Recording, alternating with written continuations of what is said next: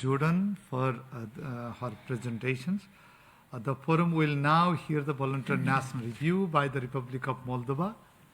And I would like to invite His Excellency Alexei Buju, Secretary General of the Government of the Republic of Moldova, to make a presentation. Your Excellency, you have the floor.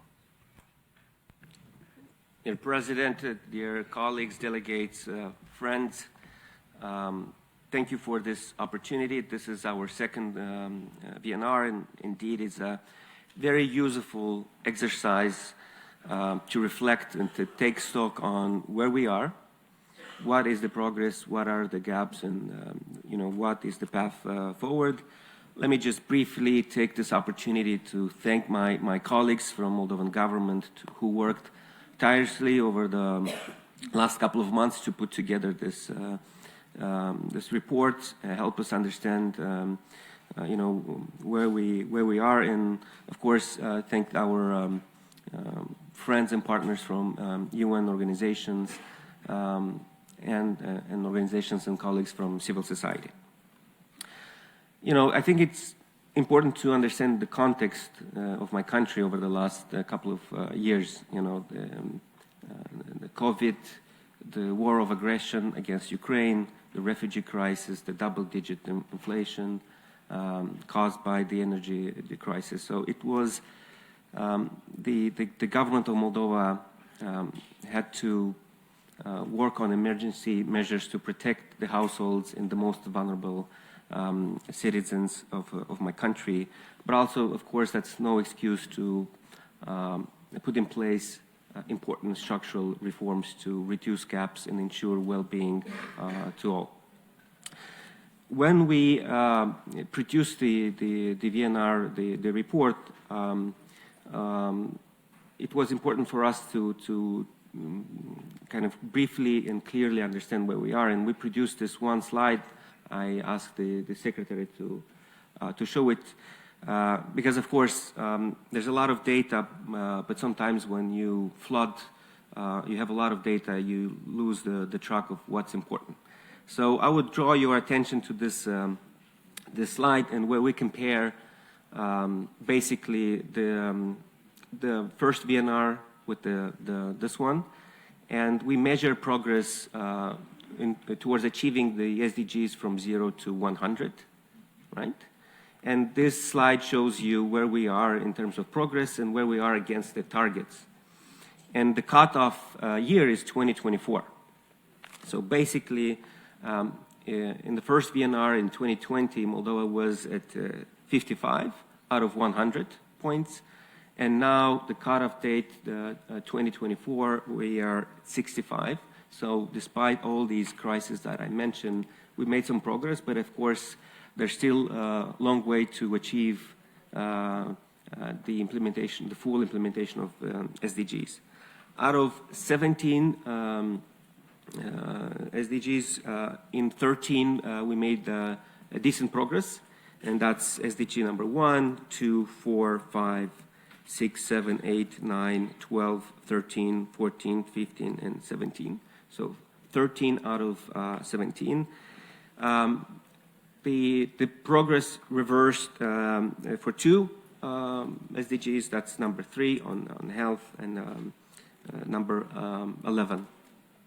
And then for 2 SDGs, number 10 on inequalities and SDG 16, we made little or no progress. So that's the overall state of play in my country, in Moldova. I think for the SDGs where we made progress, related to poverty, education, gender equality, these are progress that I'm proud of. We made policy choices to invest and protect households, making sure that the double-digit inflation, the energy shock, will be absorbed through these support programs. We put in place important reforms to expand access to social services. I'm very proud that in Moldova, despite all the challenges, we tripled the number of child protection officers to make sure that we deliver on our obsession that no child is left behind and we reach everyone. We invested in expanded services for survivors of gender-based violence. We increased more than 20-fold the number of case management in our social protection. Over the last couple of years, despite the limited fiscal space, we made the most significant investments in terms of education, for health, for local services in terms of water and sanitation. Of course, there's more to go. So these are actions, investments, decisions, and policies that I'm very proud of that my government and my country took on. Of course, in terms of health, despite the investments that we made, and despite the hard-fought progress in terms of child mortality and maternal health, we've seen over the last years a decline in progress. And I think my government needs to take serious remedial actions in making sure that education, social protection, and health work hand in hand to make sure that we reach most vulnerable. And also despite the effort for us, of our government, my government, to protect households, still the cost of living in Moldova is still increasing, and I think that's why we had this decline for SDG 11.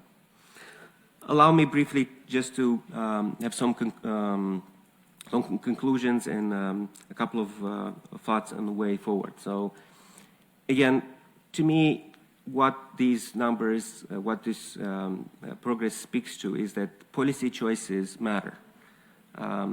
Despite all these challenges, the multiple crises that we speak here, governments are responsible. The buck stops with us. And if we make a policy choice and we say, leave no one behind, and we take it seriously, Moldova shows that once a government takes this seriously, we deliver. We made investments to make sure that work and life balance in Moldova is not an abstract concept. And we made this by, investing in childcare, reforming the childcare leave, encouraging fathers to take on more care responsibilities. So policy choices matter when they're backed by political leadership and resources. Second is that we have a country project, which is EU integration. That's very important, as this EU agenda is very much intertwined with SDG agenda. So a country project helps us to mobilize the government and citizens. And lastly, partners and support matters. And here I want to take this opportunity to thank all the EU members, states who helped my country in need, all the UN agencies who stood by our citizens and my government to take forward these difficult but necessary reforms. And I will conclude with the fact that we have a couple of more years left. We had 65 out of 100. So, we need to focus on speed. We need to speed up the progress and make sure that the progress that we have is sustainable, as we saw in health. Despite the progress, the investments, if we don't focus enough on the most vulnerable, the progress is backsliding. Let me conclude by again thanking you for this opportunity, for taking the time to reflect on our progress, and together let's work on to deliver for our people. Thank you.